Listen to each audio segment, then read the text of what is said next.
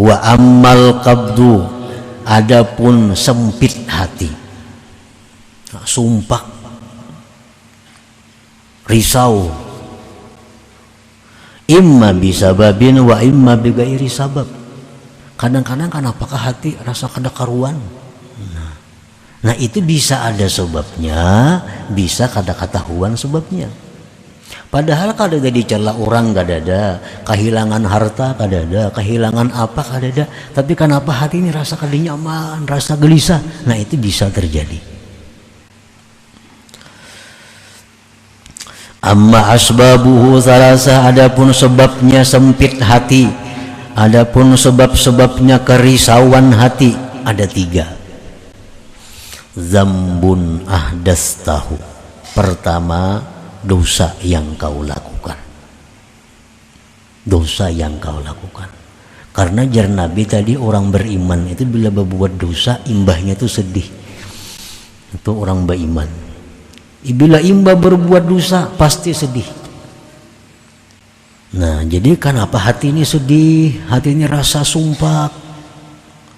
Barangkali sebabnya satu, ada dosa yang diperbuat. Nah, ada dosa yang dilakukan. Fal ubudiyah taqtadi an tatuba ila Allah Ta'ala wa tatluba ar-ridha wal halal mimman tazlimu. Maka kehambaan itu menuntut bahwa engkau tubat kepada Allah dan meminta ridha dan halal dari orang yang kamu zalim akan dia.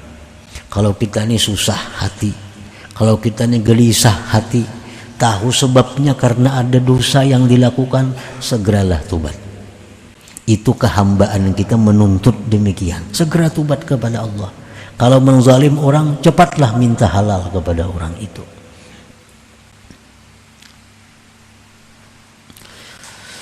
Au dunya zahabat au naqasat minka, atau hati sumpah, hati sedih, hati risau itu disebabkan dunia yang hilang atau berkurang dari engkau. Bisa juga imba ditipu orang, imba kehilangan, imba dapat musibah, lalu hati kita sumpah, lalu hati kita kada nyaman. Nah ini kada nyamannya hati disebabkan kehilangan dunia atau kekurangan dunia. Fal ubudiyah taqtadi an tardha bi qada'illahi ta'ala wa tahtasiba, maka kehambaan diri engkau itu menuntut bahwa engkau ridha dengan ketetapan Allah dan engkau mengharapkan pahala daripada Allah. Nah, di waktu hati kita sedih karena kehilangan dunia atau karena kurangnya dunia, di saat kita sedih itu kita dituntut untuk ridha kepada ketetapan Allah dan menunggu pahala daripada Allah Subhanahu wa ta'ala. Itu untuk mengatasi kesusahan hati disebabkan hilangnya atau kurangnya daripada dunia. Au zalimun yu'dhika fi nafsik au irdik. Sebab yang ketiga, sumpah sakitnya hati, risaunya hati itu karena ada orang zalim yang menyakiti diri engkau atau pribadi engkau. Nah, kita disakiti orang zalim, kita dihina oleh orang, kita difitnah oleh orang, lalu kita sedih. Nah, di saat sedih itu kehambaan kita menuntut antasbira wa tahtamila wa tastaslima ila Allah Ta'ala, menuntut sabar dan sandang dan serahkan kepada Allah Subhanahu wa ta'ala. Nah, ada orang zalim memfitnah kita, kada usah ke polisi mencemarkan nama baik, kada perlu. Ada misal difitnah orang ini mengadukan ke polisi pencemaran nama baik, itu kada perlu, kada ada untungnya. Nah, kalau kita mencari akhirat, kecuali untuk kejayaan dunia, nah itu terserah aja lagi. Kalau untuk akhirat mengadu ke polisi karena kita difitnah orang, itu kada ada untungnya. Sabarlah, sandang, serahkan kepada Allah. Nah itu paling baik. Dan tindakan Allah lebih cepat dari tindakan polisi. Nah, polisi kena perlu saksi, mana saksinya? Berapa hari mau urus mencari saksi segala macam. Allah Ta'ala untan langsung di saat kita melapor, saat itu diterima dan kada perlu ada saksi kalau kita dizalim atau dianiaya orang.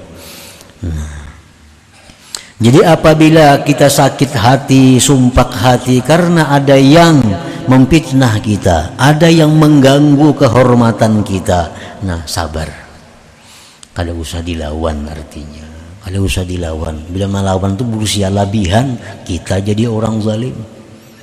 Melawan tuh kalau kau labihan lawanannya, baik amun kawapas dan sulit kawapas itu, kalau kau diketahui pas kadanya. Nah kalaunya itu labihan, kita jadi 2 kali dosa, kita jadi 2 kali sakit. Pertama sakit dizalim orang, nah kedua kita sakit dapat dosa karena labihan membalas. Nah jadi apabila kita sakit hati karena diganggu orang diri kita, kehormatan kita, maka sabarlah dan sandang. Sandang aja, serahkan kepada Allah Subhanahu wa Ta'ala, laporkan kepada Allah, ya Allah yang maha tahu, yang maha mengetahui, hamba telah diganggu oleh Fulan bin Fulan, untuk selanjutnya hamba serahkan kepada engkau urusan ini. Cukup, Allah akan menindak sesuai dengan ketentuan dan kebijaksanaan Allah Subhanahu wa Ta'ala.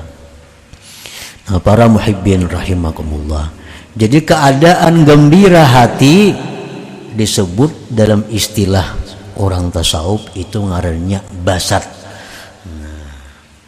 Hati yang sempit risau disebut dalam istilah tasawuf ngarannya kabat. Basat satu keadaan yang memerlukan adab. Kabat satu keadaan yang memerlukan adab juga. Jadi bagaimana kita mengatur diri kita supaya jangan lepas dari adab walaupun dalam keadaan basat atau dalam keadaan kabat itu.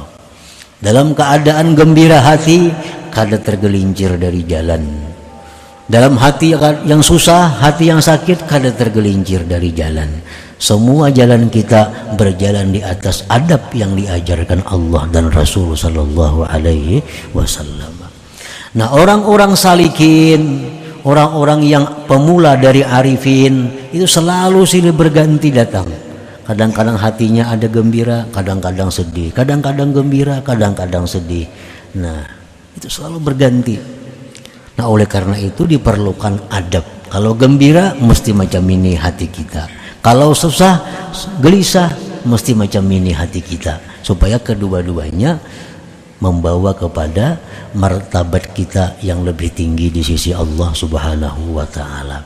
Gembira hati jadi pahala, susah hati jadi pahala. Nah, bila kita melaksanakan aturan-aturan adab-adab yang diajarkan ini.